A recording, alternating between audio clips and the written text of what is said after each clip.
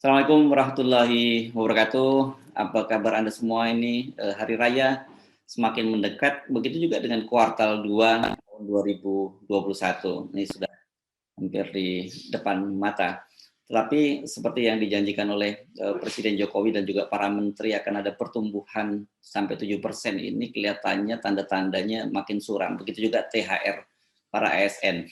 Nasibnya juga makin tidak jelas walaupun banyak sekali sekarang petisi ya.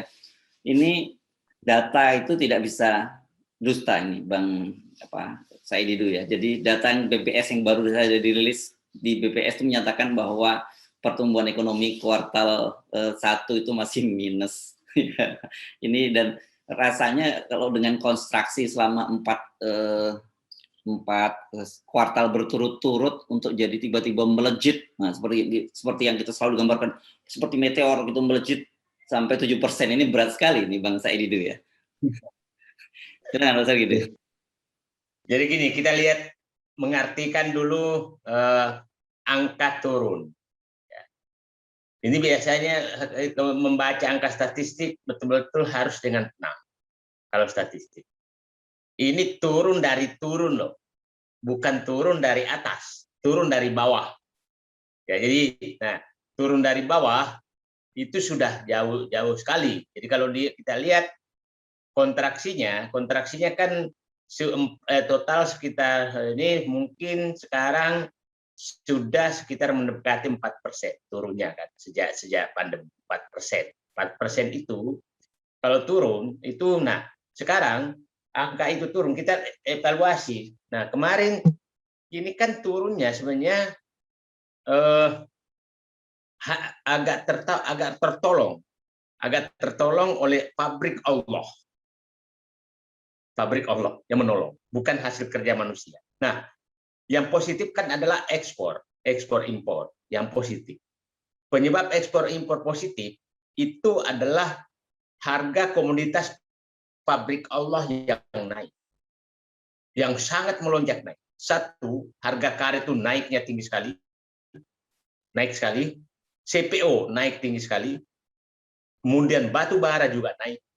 Jadi itu yang penyebabnya naik, itu yang menahan penurunan. Oke, nah yang lain turun semua. Jadi karena ini pabrik Allah, Mas Hersu, jadi tidak ada kaitannya dengan. Jadi kalau ada yang mengklaim bahwa dia bekerja, kapan dia bekerja, kapan dia memupuk sawit, kapan dia memupuk karet, kan nggak ada. Itu sebenarnya betul-betul pabrik Allah. Nah sekarang yang penyebab biasanya kita harus ingat, pertumbuhan ekonomi itu penyebabnya adalah konsumsi. Konsumsi itu hampir 56% lah pertumbuhan ekonomi disebabkan oleh konsumsi. Nah, konsumsi ini kita lihat bahwa konsumsi ini masih turun, padahal ini masih ada bansos loh, masih ada bansos. Coba kalau nggak ada bansos, berarti kan nggak ada lagi konsumsi.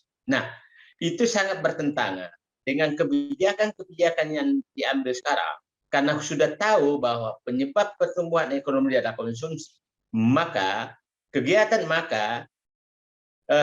ada kebijakan lain kecuali menaikkan daya beli belanja. Tidak ada kegiatan lain sama sekali kecuali menaikkan belanja. Yang problem kebijakan-kebijakan yang diambil adalah kebijakan yang anti peningkatan daya beli. Apa yang saya maksud dengan anti peningkatan daya beli? Membangun infrastruktur itu tidak meningkatkan daya beli. Membangun ibu kota baru tidak meningkatkan daya beli. Oke, infrastruktur ekonomi loh ya, yang di atas. Memberikan kartu prakerja tidak menaikkan daya beli. Ya, jadi kebijakan yang diambil kebijakan anti peningkatan daya beli, tapi jelas rakyat sedang menderita. Nah, ini menurut saya sangat kontradiktif kebijakan yang diambil. Jadi saya katakan sekarang kalau mereka menyatakan bahwa akan tumbuh 7%, kita bicara angka Mas Hersi ya.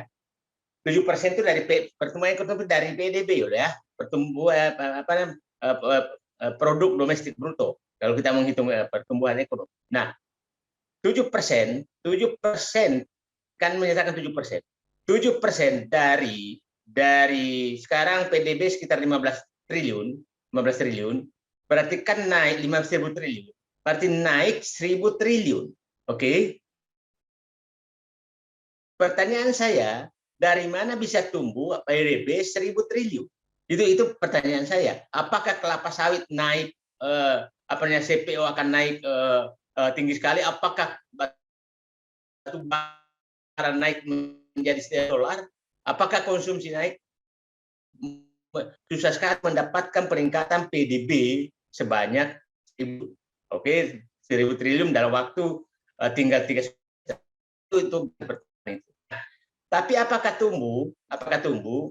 Saya punya keyakinan tumbuh sudah di dasar, sudah di rendah sekali, sudah sekali kita. Nah, saya yakin ada tumbuh asal kebijakan ini tidak tetap mendorong pertumbuhan konsumsi. Itu Mas Heru. Ya, jadi gini, saya baca dulu nih datanya ya. Kalau dari data statistik nih, jadi pada BPS merilis pertumbuhan ekonomi kuartal 1 2021 itu masih minus 0,74% gitu ya. Dan kemudian kita mengalami kontraksi selama 4 kuartal berturut-turut ya, 4 periode berturut-turut. Nah, betul tadi Anda menyebutkan bahwa memang perekonomian konsumsi rumah tangga itu masih terkonstruksi 2,23%. Daya beli masyarakat belum pulih, dan padahal konsumsi kan tadi ada sebutkan 56,9% angka persisnya ya, hampir 57% gitu. Nah, dari semua yang naik itu 6 komponen rumah tangga itu yang naik itu cuman 2, jadi yaitu perumahan dan perlengkapan rumah tangga 1,27% dan kesehatan serta pendidikan 0,31%. Dan sisanya masih konstruksi semua itu, transportasi dan komunikasi, restoran, hotel, serta penjualan eceran dan di makanan, minuman, pakaian juga masih minus. Ini data-data yang disebutkan oleh BPS, kita pakai data resmi ini bangsa itu. Jadi gimana itu membacanya? Ya, saya sudah berkali-kali kita sudah menyatakan obat untuk membangkitkan ekonomi adalah peningkatan daya beli. Tidak ada jalan lain. Tidak ada jalan lain sama sekali. Nah, awalnya itu kan bansos dulu, itu kan dikasih materi barang sehingga dikorupsi. Nah, sekarang dikasih uang, oke, udah cukup bagus, dikasih uang itu benar, memberikan menaikkan daya beli. Tapi ini kita tahu bahwa ekonomi sekarang ini juga semakin parah karena semua orang sudah habis tabungannya. Kita harus ingat bahwa kira-kira orang yang punya tabungan di Indonesia itu tidak sampai 100 juta orang dari 250 juta orang penduduk.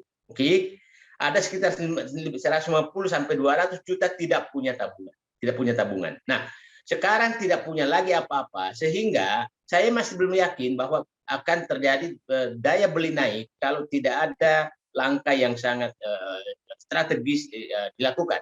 Jadi saya sekali lagi harus digelontorkan uang ke masyarakat. Nah, sekarang pertanyaannya, apa penyebabnya bisa daya beli naik? Tidak ada jalan lain adalah membuka lapangan kerja, memberikan uang ke bawah. Tidak ada jalan lain. Tidak usahlah berteori-teori macam-macam. Tidak ada jalan lain karena ini daya beli yang anjlok. Nah, tadi angka yang naik tadi itu angka pendidikan naik karena memang masuk ke orang-orang mau masuk perguruan tinggi gitu kan. Nah, sekarang kemudian angka perumahan naik itu dari rendah sekali loh itu naiknya. Jadi saya belum yakin benar dan kita harus lihat itu properti sebenarnya secara keseluruhan. Properti mana? Kalau saya tanya teman-teman saya yang properti itu berat sekali. Jadi kita harus lihat ininya, Mas. Oke, nah sekarang kita mulai sedikit soal THR. Bagaimanapun THR ini kan juga bisa meningkatkan daya beli. Tadi soal bansos yang diberikan dalam sembako itu juga meningkatkan daya beli, tapi daya beli menterinya dan para kroninya gitu, karena dia bisa potong bansos. Nah, sekarang ini soal rame-rame THR yang potongan dari ASN ini juga, makanya saya bisa memaklumi kalau sampai kemudian muncul petisi segala macam ya, Bang Said itu. Karena itu tadi berkaitan dengan daya beli mereka menjelang Lebaran. Yang menarik ini sebenarnya. Jadi gini, kita harus membaca bagaimana karakter Presiden Jokowi mengambil kebijakan. Kita harus membaca seperti itu. Begini, Pak Presiden ini, kalau saya membaca karakternya, adalah satu, nekat, tidak mau tahu apapun.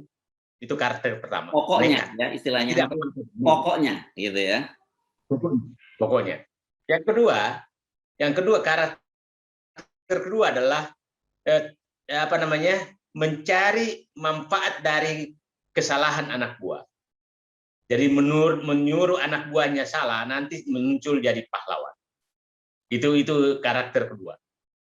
Karakter ketiga adalah pemberi PHP, pemberi harapan palsu.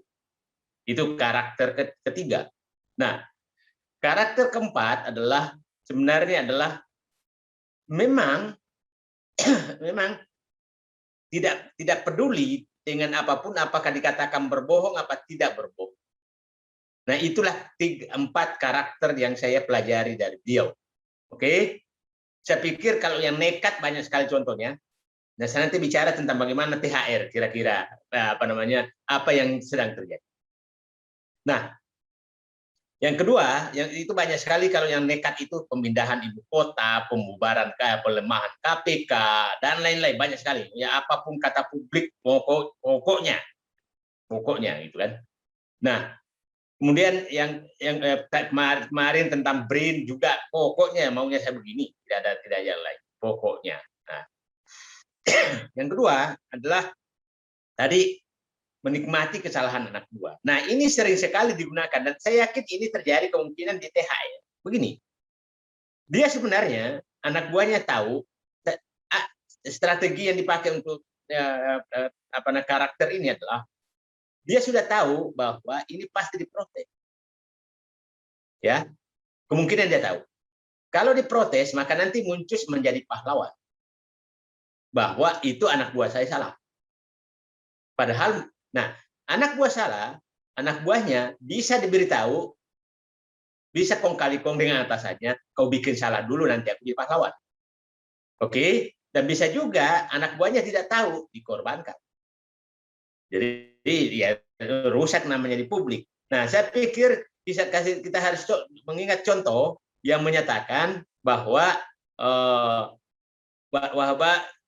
tentang impor beras adalah sangat tidak masuk akal bahwa Menteri Perekonomian dan Menteri Perdagangan mengumumkan akan impor beras tanpa sepengetahuan Presiden. Adalah tidak mungkin. Saya di dalam ini tidak mungkin karena itu masalah ekonomi dan politik. Nah, setelah diprotes maka muncul sebagai pahlawan melarang impor beras. Oke, itu yang terjadi. Nah, hebat lagi kan? Nah, saya takutnya hal seperti ini terjadi ke Sri Mulyani. Saya cuma apakah Sri Mulyani tahu dan memang sengaja bikin rekayasa berdua bahwa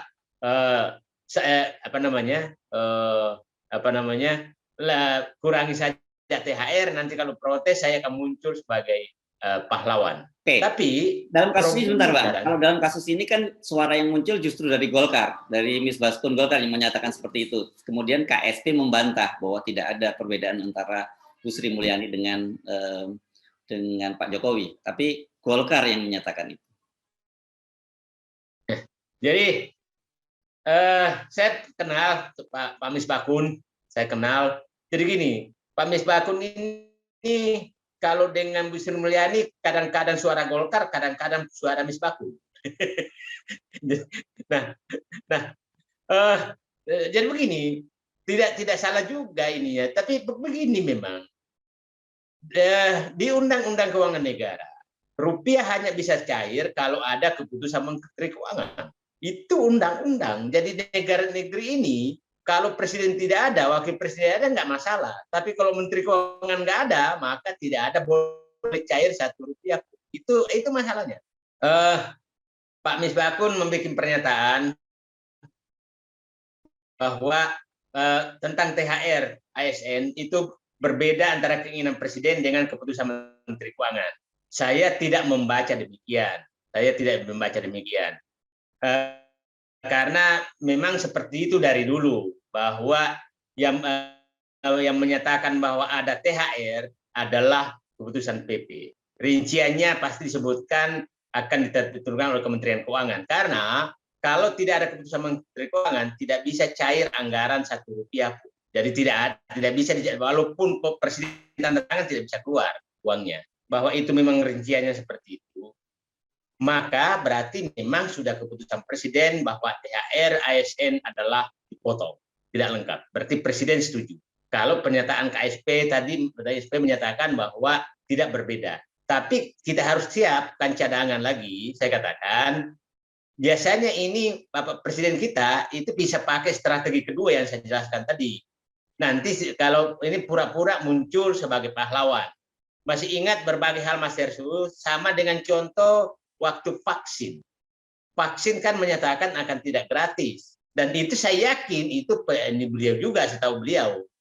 Tahu-tahu sudah disusun APBN 2021, muncul beliau menyatakan gratis. Jadi saya juga nggak kebayang pusingnya Bu Sri Mulyani menghadapi keputusan-keputusan yang keputusan cari muka kepada publik tapi membebani APBN. Itu saya yakin Bu Sri Mulyani. Jadi saya ingin menyatakan tidak sedikit Bu Sri Mulyani sudah menjadi korban tanda kutip atas kebijakan yang sebenarnya membebani APBN di luar kemampuannya.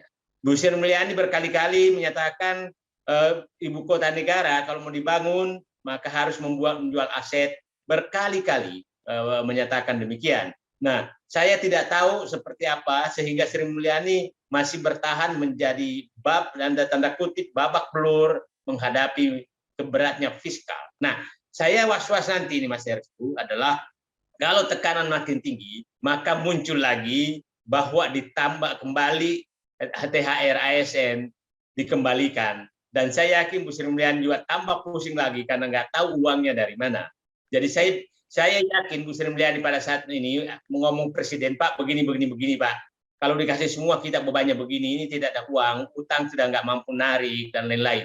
Oke, kalau gitu jalankan sesuai ini. Nah, tapi nanti kalau berat maka keluar sebagai pahlawan. Dan itu sering sekali. Oke. Ya, kalau sekarang kita pasti tidak bisa berharap Bu Sri Mulyani jujur, kita tunggu saja nanti memoarnya Bu Sri Mulyani. Jadi masa-masa bersama dengan Presiden Jokowi ini pasti akan sangat menarik. Baik, terima kasih ya Bang Said Didu.